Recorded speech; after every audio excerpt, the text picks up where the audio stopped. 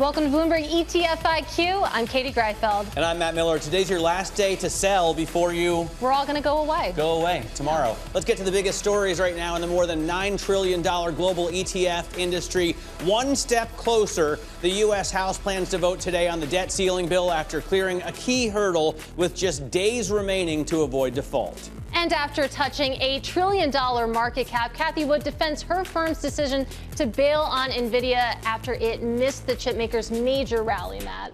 And BlackRock launches a new large cap fund as part of the firm's active ETF business. We'll speak to the manager of that fund on the new strategy. And Matt, as always, Eric Balchunas from Bloomberg Intelligence. He's here with us now. He's looking at the flows. Eric, what do you got? Thanks, Katie, Matt. And look, no one's selling in May, and that's good news because we've been looking for equity flows all year.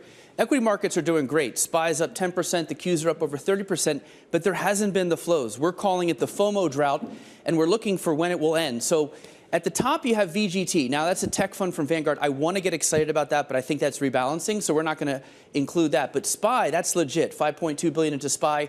F-Tech, the Qs, again, that's having a great year. Nice to see flows there. Also flows into semiconductors and QQQM, which is the cheaper version of the Qs. So that's a good sign. We've been waiting for flows into there. Let's look at the outflows, and I have more good news in that, yes, there's some money coming out of equity ETFs, but it's real low. Look, nothing in the billions. And then look at the bottom, BIL outflows and SHV. That's that short-term treasury trade that's been going on for a long time. Nice to see people deploying that money elsewhere.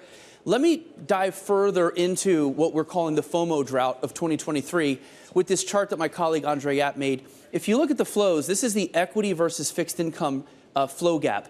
Equities should take in more because they have so much more in assets, so they usually do. But this year, fixed income is taking in more, so there's been a negative gap between equities and fixed income. It's now at $22 billion, but you can see it's on the upswing. So we're going to declare this drought over when this line crosses zero. But we still have a ways to go, Katie, Matt. So I don't have great news, but I have some good news that we could see an end to the drought, maybe in the next month or two. All right, so flows coming back. That's very interesting that we see that in ETFs because, of course, on the broader index, we do see selling today, and it's wiped out our gains for May. Joining our conversation now is Winnie Cisar, Global Head of Credit Strategy at CreditSights. Winnie, thanks so much for joining us. It's interesting that we see kind of mixed signals in terms of what's happening in the cash trade and what's happening in ETF flows, the same as we see kind of mixed signals in terms of what equities are telling us and what bonds are telling us. How does this economy look to you right now?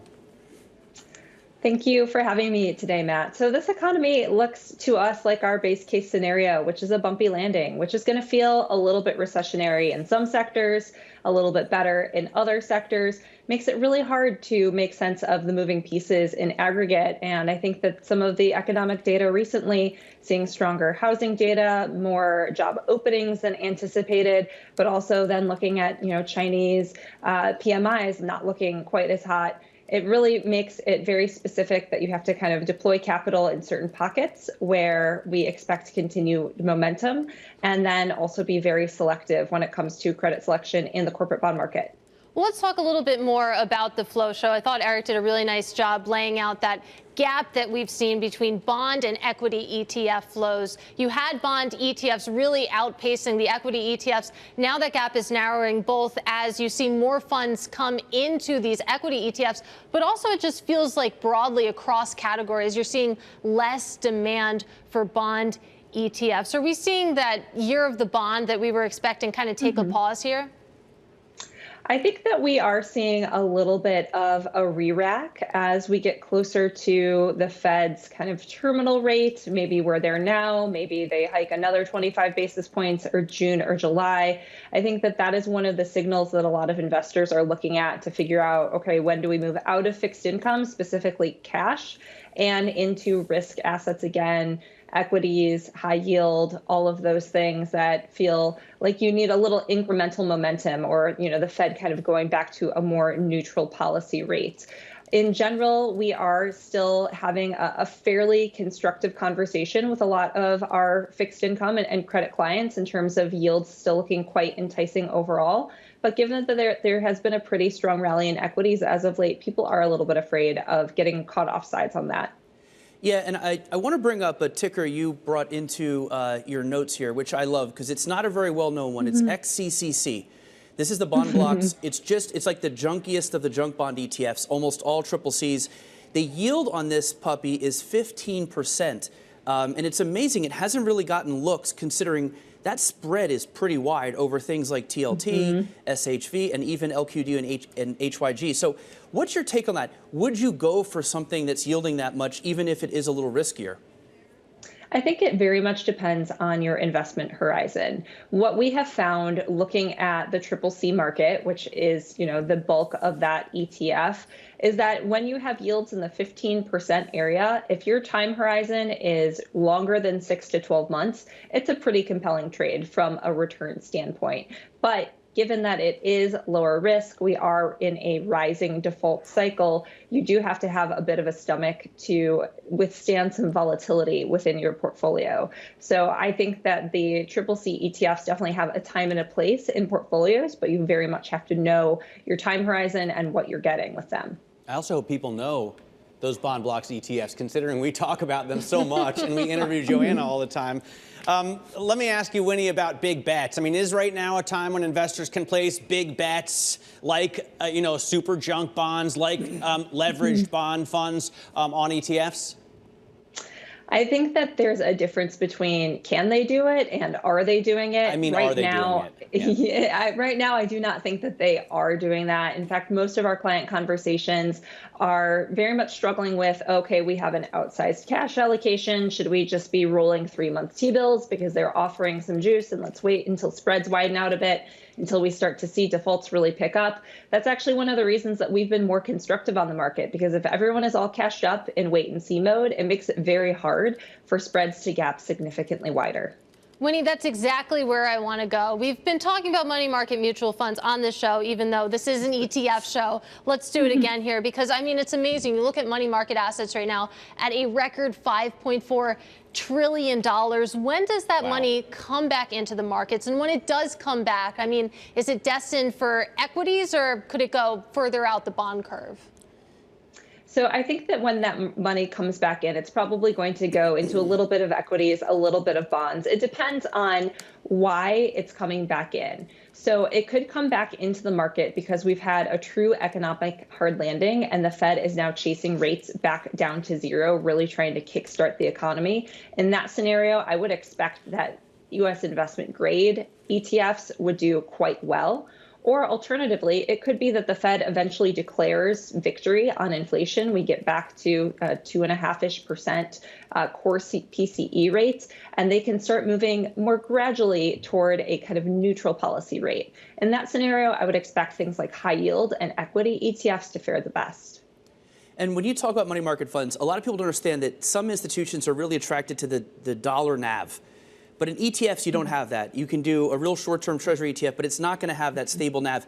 How important is that? Do you advise clients to go for the stable NAV and pay more in expense ratio, or pay less in the ETF world but live with a NAV that moves a little? I think that this all comes down to mandate. There's a big difference in the investor composition, the people who are actually buying and selling ETFs versus buying mutual funds. You do tend to see more of the retail trade, kind of the mom and pop investors on the mutual fund side of things, where ETFs tend to be aligned with larger institutions, which means that there's usually a bit more stomach for the volatility and kind of the less stability on the NAV side of things. And Winnie, before we let you go, I think it's interesting. So I cover ETFs, obviously. I've been doing this for years. CreditSights recently added fixed income ETFs to your research umbrella. And I want to talk a little bit about timing. I mean, why now when it comes to adding ETFs to your oversight?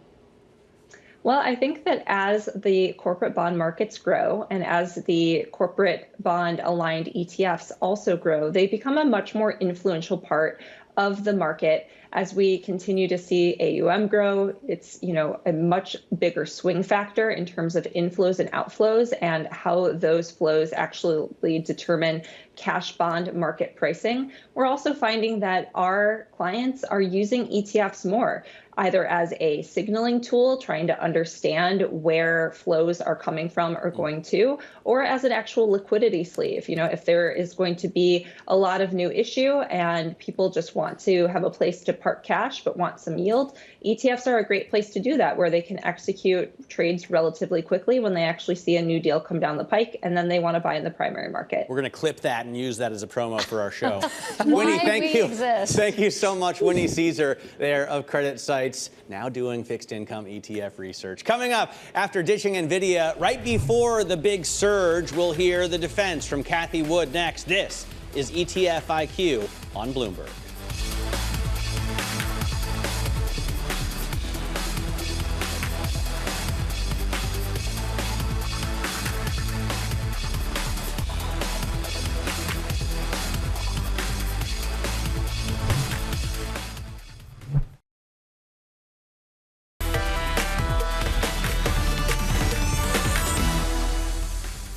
Welcome back to Bloomberg ETF IQ. I'm Katie Greifeld. Time now for the ETF brief, where I walk you through the trends and the stories that caught my eye in the ETF industry. And we start with the hedge fund ETF. We're talking about the Goldman Sachs Hedge Fund Industry VIP ETF, ticker GVIP. It basically combs through 13F filings to find out what the hedge funds are holding. It puts them into an ETF, and that ETF right now is outperforming the S&P 500 right now. GVIP up about 15% year to date. The S&P 500 up about 9-10%. The top holding in GVIP is Nvidia. So there you go. Let's also talk about bonds, specifically triple leverage bonds. You're looking at TMF here. This is a direction fund that tracks 3 times the performance of long-dated treasuries. It's been on fire this year in terms of investor appetite. You can see that assets have more than doubled this year to an all-time high of about $2 billion. So really strong demand for that fund in particular. And let's also talk about Cathie Wood. Obviously, there's been a lot of attention paid to her selling out of her Nvidia stake in the ARK Innovation ETF. You can see that it's really underperformed here. You have the price there in white. You can see, though, that investors in the fund are hanging on. Current shares outstanding has really been hanging in there. So even though it hasn't really performed that well, Matt, those holders are holding. You're being polite. So it's tanked. It's tanked. But the believers are still there. And we actually caught up with Cathie Wood yesterday and asked her for her view on Nvidia. Take a listen. We've owned Nvidia since inception. Some of our funds still own it. We are looking to the software providers who are actually right now where Nvidia was when we first bought it. So Nvidia was in the $5 to $10 billion range. Now it's $1 trillion, as you said. We are really happy that, investors who own benchmarks like the NASDAQ and QQQ still own Nvidia. They own it in some of our portfolios, but we're on to the next thing. Nvidia is a hardware stock, and sure, it has some software, but the history of hardware and software is the bigger beneficiary over time is going to be software. All right, let's talk more about this issue with James Seyffert, ETF analyst from Bloomberg Intelligence. And she, is poo-pooing Nvidia almost. Oh, it's just a boring hardware company. But it represents most of the gains that we've seen this year. Yeah, I mean, so to be clear, she has been invested in Nvidia since 2014. So from the get-go, when ARKK launched, she was holding Nvidia. She still has ARKQ and some of her other funds. ARKW, I think, still holds Nvidia. So she's still invested in Nvidia. ARKK is just like a congregation of her top picks across all of her themes. And I guess they thought Nvidia wasn't in there anymore. The multiples got too expensive. But obviously, we can critique that a little bit based on some of her other investments. Well, let's do that, because we're talking about one of the biggest Tesla bulls out there, talking about valuations. Yeah, I mean, Nvidia, if you look at the price to sales ratio, I mean, it's at levels like you saw in the dot-com bubble with some of those things, right? So it is unquestionably expensive no matter how you look at it. Now, so her saying it got expensive and they got out of it and they don't want hardware, they only want software, that makes sense. But you can kind of make the same argument for Tesla, which she hasn't gotten out of. I guess her view is that their autonomous robo-taxis and the software is like where she wants to be, and that's why she hasn't sold Tesla. But I mean, no matter how you look at it, it's kind of she's kind of like contradicting herself by saying she's selling Nvidia, buying Tesla. Yeah, she does see Tesla as much more of an autonomous robo-taxi play. She said it a million times over the past couple of days.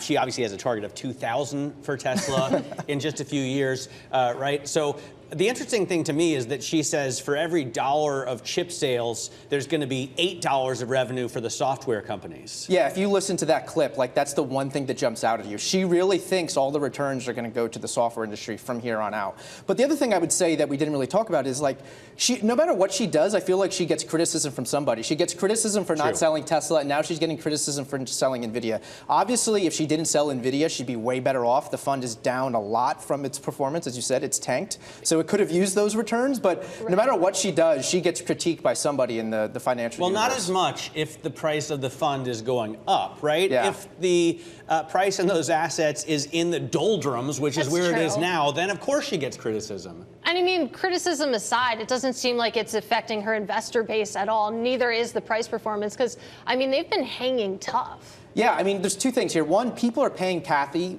They're putting their money in the fund for her views and her investment thesis. So whatever she's putting out, as long as she's following her investment thesis, people are going to like that. This might tarnish it a tiny bit because she sold out of this. But also, ARKK has become like almost like a theme of its own, a sector of its own. People are using this as for non-profitable or less profitable tech companies to play it. It's almost become an industry in it of itself. So it's those two things. People want Cathie. They want active share. They want high active share to the SPYs, the Qs, which Nvidia is a top 3, top 4 holding in both of those things. So possibly that played a role. But then again, we can counter with Tesla's a top 10 holding in both of those as well. But all those reasons might be why she sold Nvidia. But that's the way I'm looking at it. All right, James, great conversation. Really appreciate it. Our thanks to James Seyfert of Bloomberg Intelligence. And still ahead, we're going to discuss a newly launched large cap active fund from BlackRock. Tony DeSpirito manages the fund. He joins us next.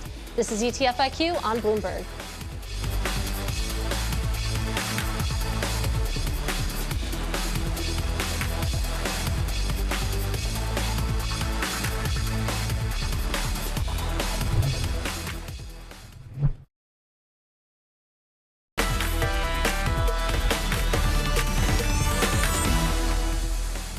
This is Bloomberg ETF IQ. I'm Matt Miller alongside Katie Greifeld. And Eric Balchunas from Bloomberg Intelligence back with us now for today's drill down, where we focus on one ETF. Eric, take it away. Katie, thank you. So today we're going to look at the BlackRock Large Cap Value ETF. BLCV is the ticker. When you see BlackRock in a name instead of iShares, it typically means it's an active fund. So that's the way to differentiate it. And here we also have a tag here, actively managed. Yes, it just came out a week ago. It's 55 basis points a fee. Very new, only $4 million, but I suspect this one will grow because it's born from their mutual fund group, and there's a lot of assets over there. Let's look at the holdings. So this is going to look at the Russell 1000 and pick stocks from there that it feels are undervalued, just like most value managers. And here you have Cisco, Wells Fargo, a bunch of names in here you probably know. But more importantly, let's look at the dissection of sectors and industries and also the PE ratio of this fund. Here we can see that pharmaceuticals probably overweight, banks, software, insurance, but pretty diversified. Nothing clearly big time overweighted. The PE is interesting though, 18. That is lower than the S&P, which is about 23, but it's a little higher than some of the deep value ETFs out there, which I'm sure we're going to discuss that in a minute. So, Katie, Matt, this is a part of a trend of managers from the mutual fund world coming over and launching ETFs, and BlackRock is part of that as well. Well, let's keep that conversation going with the man himself, because joining us to talk about this ETF is Tony DeSpirito, who manages this fund at BlackRock, which of course has over $9 trillion in assets under management. Tony, it's great to have you with us. We talk about BlackRock all the time because, of course, you're the world's largest ETF issuer, but this is the first ETF that you personally manage. So my question is, why now? Yeah, why now? For a couple of reasons. One is client demand. Client demand is there for active ETFs, and we want to meet the clients where they are. And so we really view this as a complement to our existing value strategies. And then the other why now is I think there's a really good opportunity for actively managed value funds, particularly of the style that we have, which is a focus on both quality and valuation. And so I think the environment's ripe for an active fund like ours. Where are you finding these large cap value stocks? I mean, the large cap, the mega cap stocks that we talk about all have very high price to earnings ratios. I think the forward PE for Nvidia is like 50 or 60. So what kind of PEs are you looking for, and where are you finding them? Yeah, well, you showed our PE ratio earlier. You know, it's in the teens. And I think that's a backward-looking number. A forward-looking number, you'd see an even lower PE ratio. We're finding quality value amongst multiple sectors. Let me give you two examples. One is in the what I'll call more stable area, which is healthcare. I think healthcare is a great sector. It's a quality compounding sector with great demand growth, with a lot of good companies, yet valuations are very modest, and it'll be very resilient in any recession. On the exact opposite side, if we go to cyclicals, I see a lot of opportunity in automotive OEMs. We see multiples there about 5 to 6 times current earnings. And why? Because there's fears of recession. But when you look at the sector, what you see is pent-up demand. We've actually been delivering fewer than normal cars because of supply chain issues. And that means there's a lot of pent-up demand.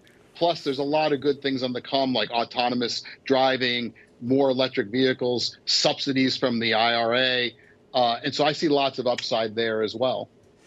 So 2 weeks ago, I was at the Democratized Quant Conference, and there was a debate between Cliff Asness of AQR and Kai Wu of the ITAN ETF about intangible assets. And as a value manager, I just love to get your take on how you work that in, or if you dismiss it, is it not as important as some think?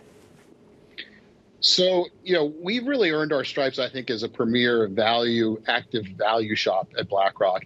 And the way we've done it is by taking a modern approach. Part of that modern approach involves a lot of data as well as fundamental analysis, but it's also about thinking about companies differently.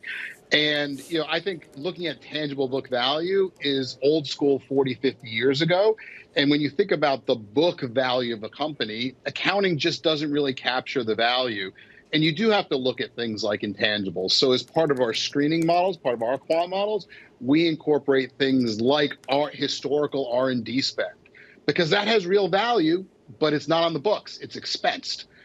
Same with brand advertising. And so I think if you're going to take a modern approach and look at the economy the way it is today, you have to incorporate those intangibles as value into your process. All right, Tony, great having some time with you. I hope we can get you back soon. Tony DeSpirito there of BlackRock. And just to note that we're back to our usual day and time next week as well, Monday at 1 p.m. Wall Street time. Quick look at what's coming out of Washington, D.C. The Fed's Jefferson right now is saying that skipping a hike would allow time to assess the data. So that is one vote for a pause. A pause at the coming meeting doesn't mean rates are at a peak, he says, which is also very interesting. That does it for ETF IQ. This is Bloomberg.